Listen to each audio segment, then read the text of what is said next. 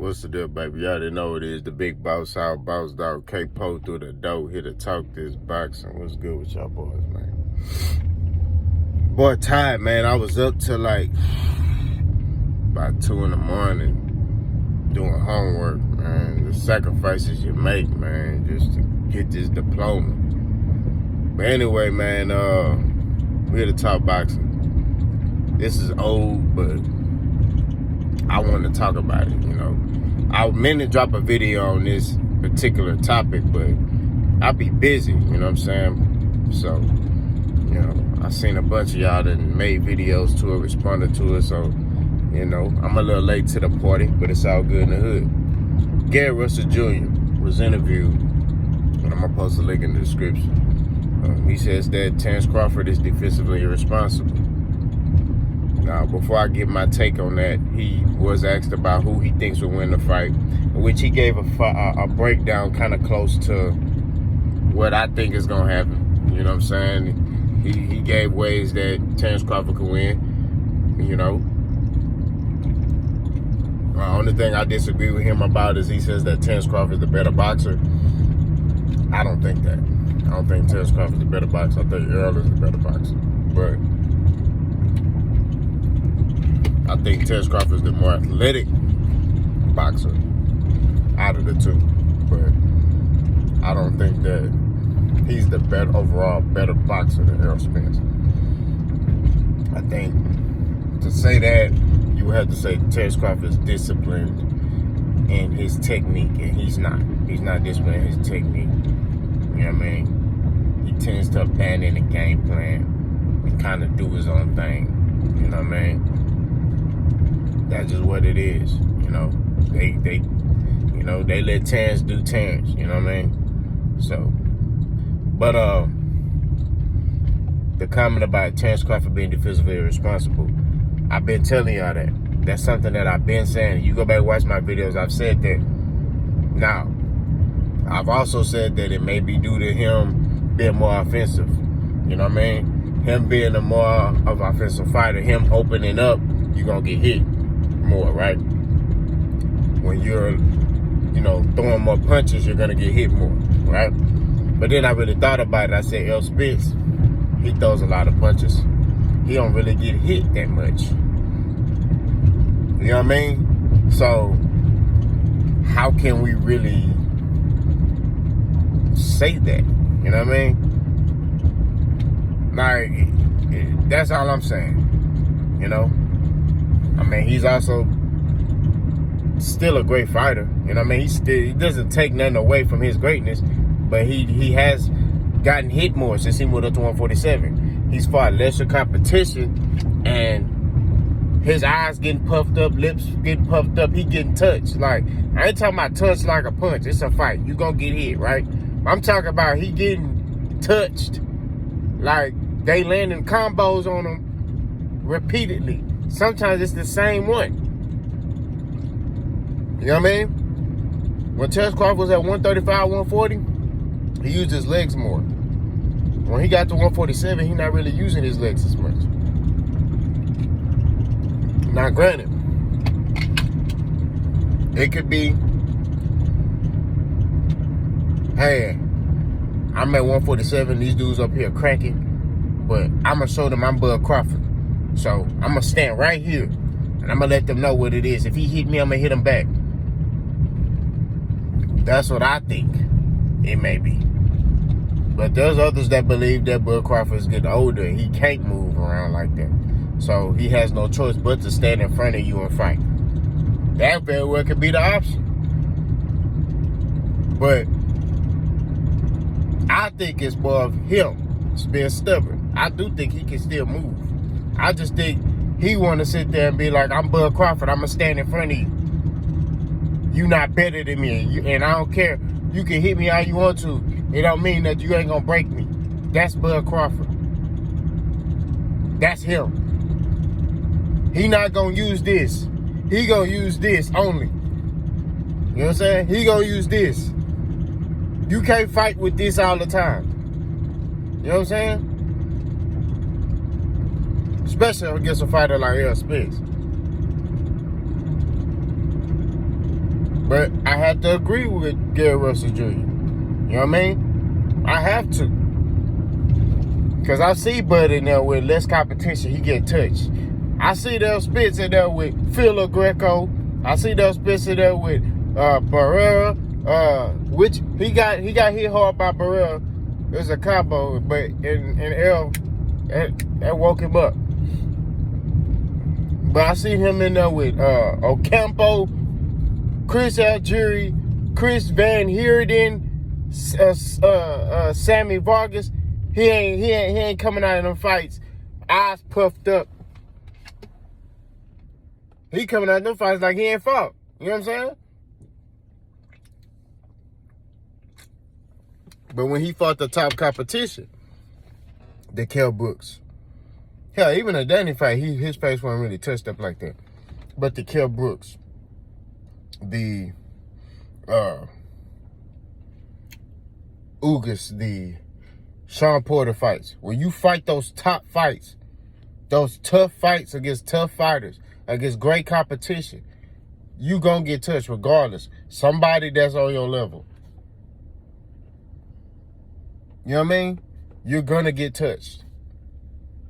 But if you fight somebody that's not on your level and they touch you, they beat Mean Machine dropped him. Mean Machine dropped Bud because of his stubbornness. It ain't got nothing to do with Mean Machine was just this great fighter. No, it was because of Bud let him drop him. Bud allowed that man to keep landing the same punch on him, which was an overhand right. Then Bud tried to fight Mean Machine on the inside and got dropped.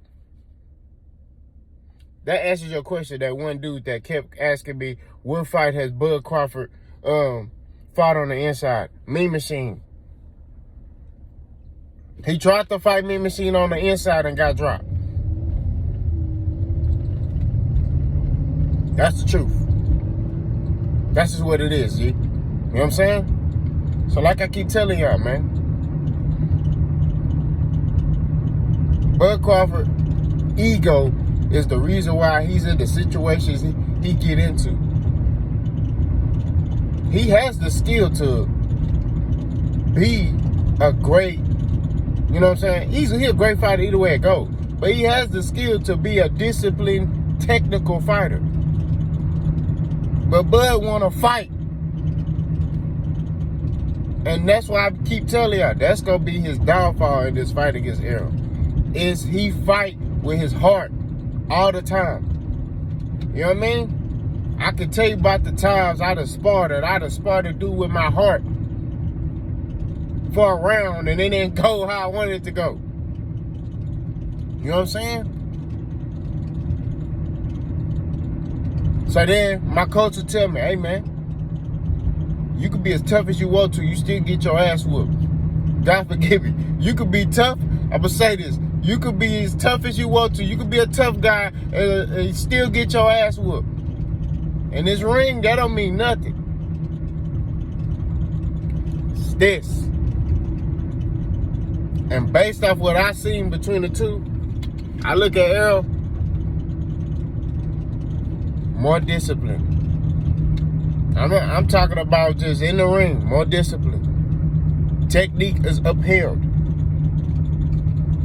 Follows the game plan. Listens to his coach. Y'all don't understand how important it is to listen to your coach. That's very important. Because a lot of time in that ring, yeah, we in the ring, we fighting. You know what I'm saying? Or the fighters in the ring fighting. But you may not see something. Your coach may see something. Hey, man, throw a jab to the body. He go and then throw that overhand right. And then you do it. Bah! He like, see, I told you. And then, boom, you knock your dude out. Or you hurt your opponent. Bud don't do that. They be telling Bud stuff. The only time I seen Bud listen to his corner was the Victor Poster fight. Where he actually just was like, they told him, I heard them. They say, Bud, do this. And then he did it. He did like I think a check hook or something like that. And that's when he dropped Victor Poster.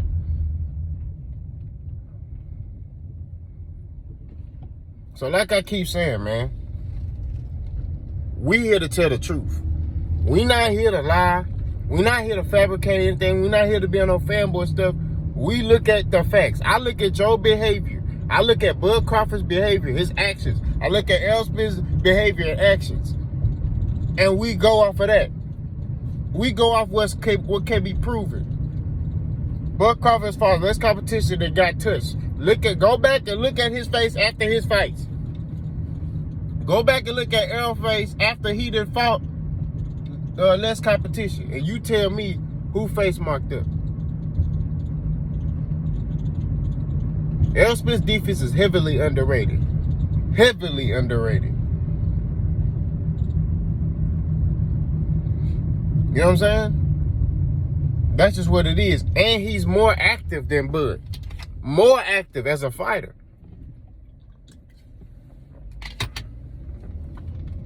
But a lot of y'all want to sit here and hear lies. Y'all want me to sit here and say, man, Bud Crawford's the best fighter in the world. Bud Crawford is just better than Errol. And Bud Crawford gonna knock Errol Spence out in one round. Yeah! That's what's gonna happen. Cap. Bud Crawford, if he boxes Errol, he can win this fight. Easily. Nah, I ain't gonna say easily. I'm capping. But he can win this fight if he boxes Errol. If he fights smart, he listens to his coach, he listens to his corner, he stay defensively sound, and you know what I'm saying, stuff like that, he may be able to beat Errol. Make Errol miss, make him pay, set traps, he may be able to beat Errol.